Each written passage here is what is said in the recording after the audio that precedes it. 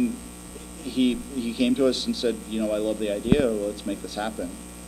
So again, he was very open. One of the things I really love about this is that in both cases, the authors have told us, we want you to explore our worlds.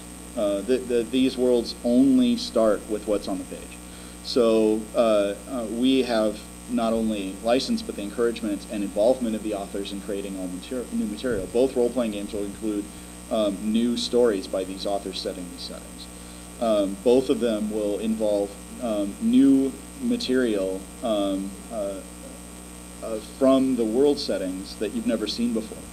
For fans of the book, even if they don't play the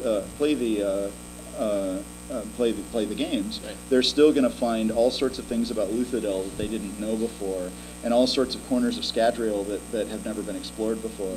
Right. And Outer World of Bristia will be dealt with in the Looking Glass Wars game, and we'll be dealing with the chess fields and a lot of the other sections that get some play in the books, but nowhere near as much as maybe some of the fans wanted.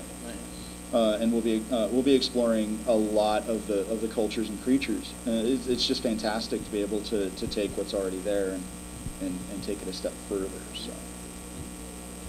I know this is really far out, but what are you thinking of beyond the book? Do the licenses lend themselves to the main book, expanding on the world books? I think it's easier, actually, to explain what the premise would be for the books themselves, the main book, because by extension, the rest of it kind of becomes clear. Right. Right. Right. With Mistborn, for instance, we're planning on focusing the books primarily on the period inside the 3 novels.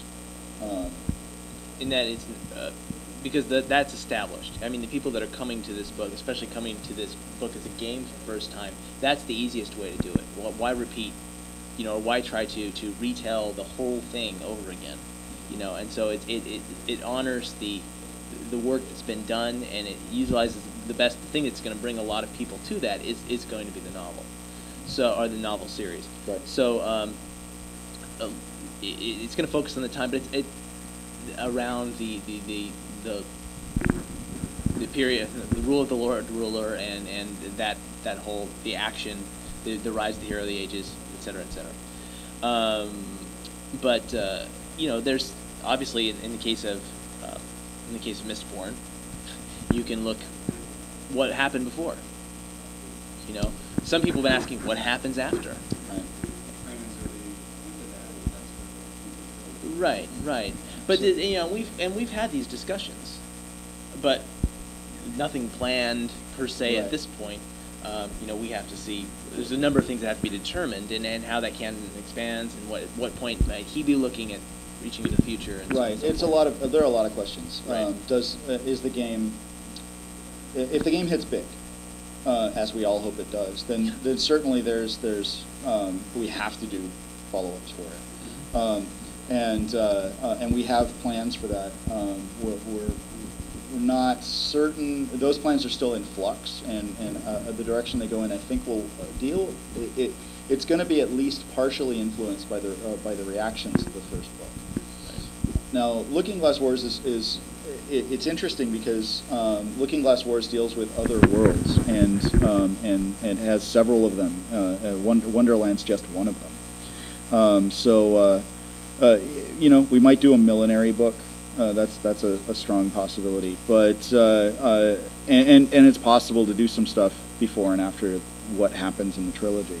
But again, speaking for the primary book, we're going to be dealing with Wonderland. We're going to be dealing with Victorian England. We're going to be dealing with the events that occur in the novel trilogy, and how those impact play as a backdrop. And then we'll take it from there.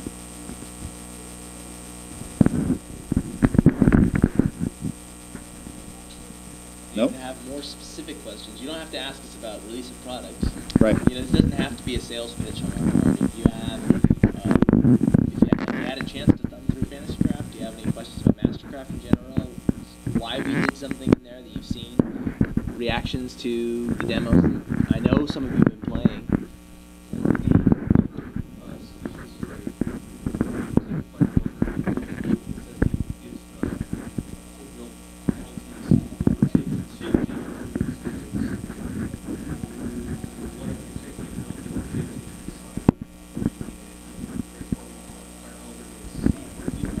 Well, I believe, if I recall, I have a book in front of me. I could probably check, but I believe it's that species does impact your ability to disguise yourself. So if you go to the disguise check, what happens is because the oni, this is written in the book,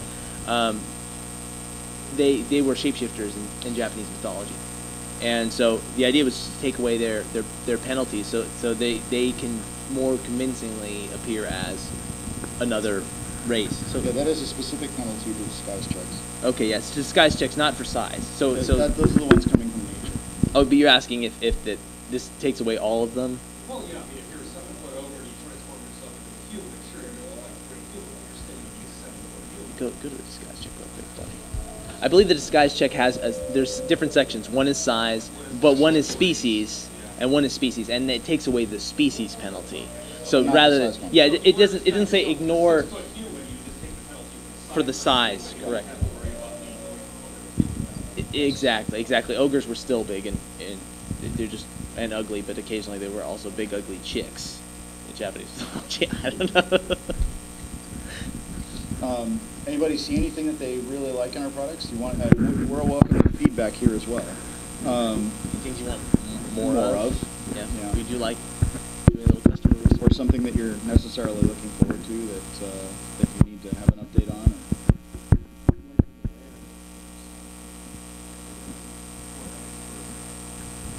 Great. See, thank you. There was some concern, and there were people commenting early on. There's no way you can sell a black and white fantasy game in this market. You're crazy.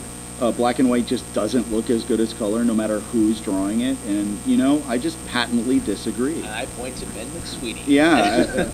Because that's been really, really positive. It's been great for us. This is a great high-profile product for Ben, which, God bless him. We love that guy.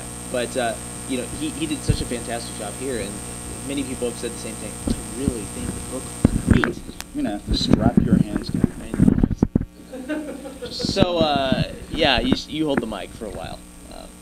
Anyway, yeah, but it was, I can't do this for long. My hands are going to go to sleep. But yeah, I think... And yet, it needs to happen. We've received so much positive feedback about a black and white book. We made a choice very early on. We could go to color, and we could do, for the money we had to spend, we could go to something that was would have been passable, mediocre color, yeah. to passable color. And we could have done that, or we could go with really kick-ass line art. Right. A very specific style, and found the specific people that would do that style that we wanted. Part of this also is, both Alex and I, we're huge fans of AD&D. Original, old school, big stone guy with jeweled eyes on the cover.